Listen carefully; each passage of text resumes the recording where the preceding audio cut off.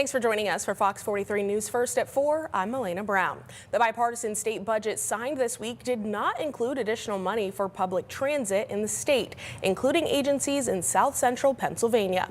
Fox 43's James Corrigan spoke to transit leaders in the area and has details of the impact the lack of funding could have locally.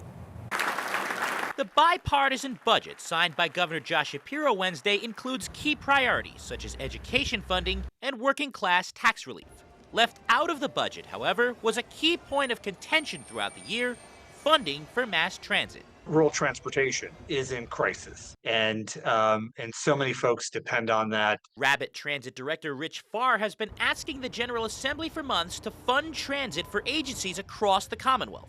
He says the $0 he and everyone else received will drain his reserves and create chaos down the road for the York County-based agency. When we start preparing the budget the following year, it will be a 30% service reduction. So I can get through one more fiscal year, but then my reserves will be at a point where I'll be back in a line of credit. The funding for Philadelphia's SEPTA had already been secured earlier this year, which had been a major sticking point in the budget. Republican leaders said Wednesday that they believe transit is not as important to rural areas and that their focus is on highway infrastructure. While transit is extremely important to some areas of this state, transit is not something that's available to all Pennsylvanians.